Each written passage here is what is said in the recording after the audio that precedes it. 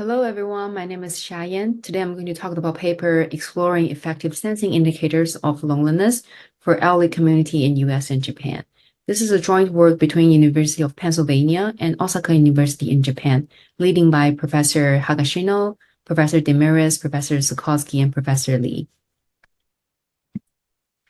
So the presentation today will be as follows. We'll start by introducing the problem, talking about methodology with a focus on data collection and sensor feature selection, and then followed by evaluation on quantitative and qualitative result with a conclusion for takeaway in the end. So in this study, we are looking at the problem of senior care. So post the COVID-19 era, the problem of loneliness and social isolation is still very severe and persist, which have a severe mental and physical outcome in the long term. And COVID-19 reveals some of the problems that was didn't notice before. For example, how can we provide aging in place healthcare? How do we remotely deliver those healthcare? And is there a way to do it with a low labor demands? With all these concerns, looks like ubiquitous sensors is a really helpful technique, or people have been using to address all this concern for mental health monitoring in seniors. However, deploying such a ubiquitous sensing system in real life is really challenging. This is not only because there's a lack of comparison for existing sensors for identifying the effective ones, but also for the senior population in particular. We need to consider about this technology unfamiliarity, so that when the seniors are using this technology, this will cause less confusion to them.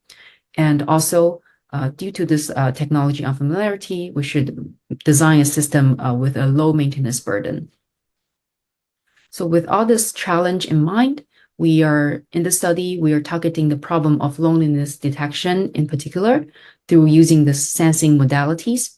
So we're using the sensing systems that is built into a platform called iCare Loop. The system also helps us gather the weekly survey as a ground truth on the loneliness score to gauge us identifying what are the important or most effective sensors for predicting loneliness. And the methodology we're using is a cross-cultural comparison or study between US and Japan, using this selected suite of sensors and also the surveys to monitor the daily activities. So the contribution we're claiming with our study is that we fill the gap of key sensor identification. We perform a really comprehensive comparison for most of the existing sensors in the literature. And we find out that passive sensors are surprisingly effective to fulfill these tasks. And we also share lots of lessons learned during the real-world deployment for enhancing the senior interaction with the technology. In particular, we show how to improve the technical literacy and how to address the maintenance challenge when deploying such systems. And overall, this is a cross-cultural deployment, so it's general to all other diverse cultures. Okay, so now we can talk about the data we collected. After obtaining the IRB approval, we conduct our study among 22 participants in US and Japan. So they are seniors living alone, for example, in senior apartments or in their own place. And together we collect 150 weeks of data from 22 sensor features. So here in this table on the right, we summarize the demographic. Most of them are diverse in their age and also gender. Most of them are like highly educated. We have noticed that, and we'll collect more data from all other backgrounds as well. And for sensor data, we, I think, capture most of the existing methodology. For example, we use motion and contact sensor to capture the mobility, and also use BLE tags for checking whether the elderly is indoor or outdoor. And also we have temperature, humidity for monitoring the environment, power meters for TV usage, and sleep activity tracker for sleep and physical activity. So here are some details of how we use signal processing skills to extract all these 22 features from them. Please feel free to take a look in the details in our paper. And also here in this table 4 and 5, we summarize the sensor readings. So as for evaluation, after obtaining all the data, we first run a descriptive overview of what's the loneliness and social isolation status currently for our users. We find out that As for loneliness, for US side, we have a moderate loneliness risk. However, we do notice a big variance, meaning that we saw some of the users with a really high risk of loneliness. However, as for social isolation, we don't see a really great or significant risk from both sides. And also, in order to integrate them for study together, we run a cohort p-values analysis to see that there's no significant difference, and then we can feel free to combine them for analysis. So as for correlation analysis on the socioeconomic data and also the sensor data, just as a preliminary view, we find that the increased loneliness is usually associated with social isolation. So this confirms our intuition. And the US cohort, we find that gender appears to be influenced loneliness, with male participants showing about 20% higher UCLA loneliness score. And from sensing indicators, we first select, for example, TV, temperature, humidity to capture shower, and also the BLE tag to capture their mobility, indoor, outdoor, and also sleep matches to show some effect they have on the loneliness. And then we run the sensor correlation analysis first to address this multi-collinearity problem and try to reduce the feature count so future users can consider fewer sensors.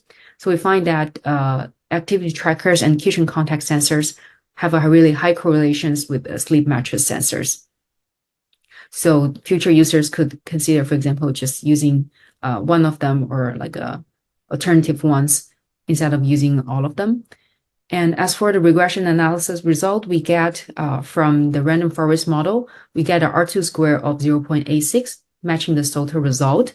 And also from the feature importance analysis, we find out that surprisingly non-invasive sensors like sleep mattress sensors, temperature, humidity, and entrance contact sensors are very helpful in predicting loneliness, as they showing a higher feature importance from all three different feature importance metrics. So that concludes the quantitative result. As for the qualitative side, we think it's equally important to share the lesson we learned from real-world deployment. For example, as facing this senior population, it is really important to balance the technical robustness and also empathetic user engagement, and also need to be incorporating feedback consistently from users and adapt to different settings. So from the middleware side, we find out that our elderly participants is really confused when they're using this mini PC, although it's sitting in the background, they sometimes unplug it. So we find it really important to have this like plug and play features for resilient data collection, and also have this like remote tool set up so we can access it without bothering the elderly. And also for automation part, we find it really helpful to reduce the setup time if we have a automation process set up in the mini PC, and also have this like checklist so it'd be more efficient when we're setting up all the sensors. As for the software side, we get the user feedback saying our design, which is straightforward, using just one button to remind them to fill out weekly survey, is helpful. And for research coordination, we find it really important to host the technology orientation to address their concern of being monitored. For example, we will emphasize that all our sensors are non-invasive, there's no video, audio, which really engage them into this ubiquitous technology. And also when communicating with them, regular reminders is really helpful to remind them to fill out the survey. And also we get feedback from them to reduce the survey frequency.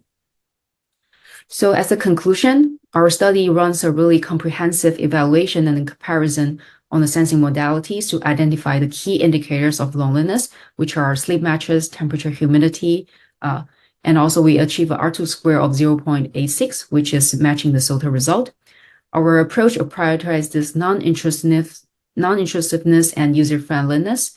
For future HCI researchers, we would recommend to make the system more easier and also less confusion and easier for maintenance for the caregivers. It should be able to have this like plug and run, survey reminders, and remote troubleshooting functionalities. So this concludes my presentation. Thank you very much for listening.